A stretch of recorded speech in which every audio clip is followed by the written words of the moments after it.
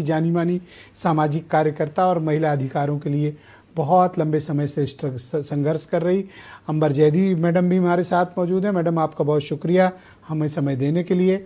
मैं आपसे जानना चाहता हूं, इस देश में महिलाओं को इंसाफ पाने के लिए आखिर कितनी कुर्बानियां देनी पड़ेंगी?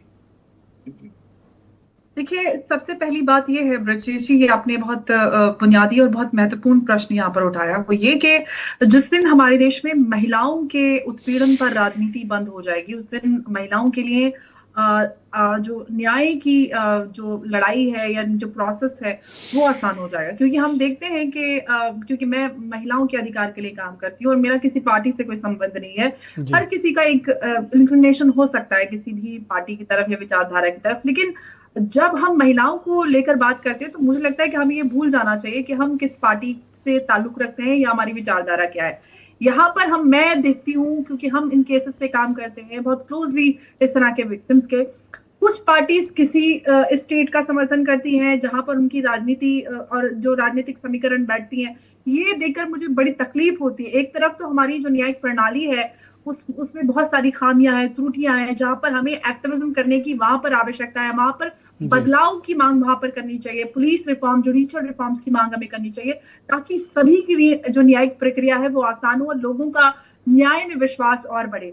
आप बहन से बात कर रहे थे, आप ये देखिए उसने कई सारी ऐसे बातें की कि मैंने इज्जत खोई। ये किसी महिला के लिए इस बात को कहना बहुत बड़ी बात होता है, और मैं कहना चाहती हूँ अपनी इस बहन से कि आपने इज्जत नहीं खोई, आपने करोड़ों उन महिलाओं के लिए आवाज उठाई और हिम्मत है। आपकी इज्जत, बड़ी इज्जत उन लोगों की खोती है जो इस तरह का कृत्य करते हैं महिलाओं के साथ और बच्चों के साथ।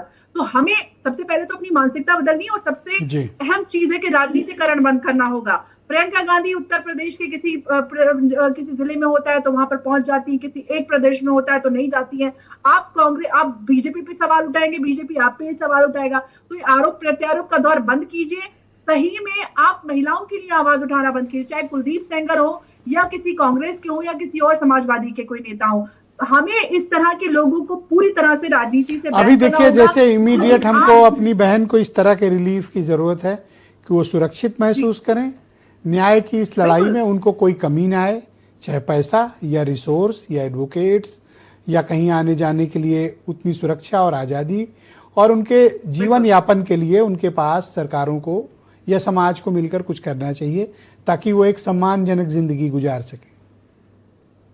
बिल्कुल बिल्कुल। देखिए, हमें विक्टिम्स को लेकर, जो एक रेप पीड़ित होता है या रेप सर्वाइवर कहना चाहिए, उसकी तरफ हमें मानसिकता को बदलने की जरूरत है। वो बहन के मुंह से भी निकला और वो हमारे समाज की सच्चाई है। जब किसी के साथ इस तरह का हादसा होता है तो हमारे समाज के लोगों की उस विक्टिम की तरफ ही मानसिकता इस तरह की हो जाती है कि अरे इसके साथ तो ये हुआ है, ये तो ऐसी है, ये तो वैसी है। जबकि हमें उस पुरुष को घृणा से देखना चाहिए जो इस तरह का कृत्य करता है। हमें उस पुरुष का, उस परिवार का बहिष्कार करना चाहिए जो ऐसे लोगों के साथ आके खड़े होते हैं। हमें विक्टिम्स के साथ खड़ा होना, ये हमारी संस्कृति है और यही न्याय कहता है कि आप उसके साथ खड़े हों जिसके साथ अन्याय हुआ है।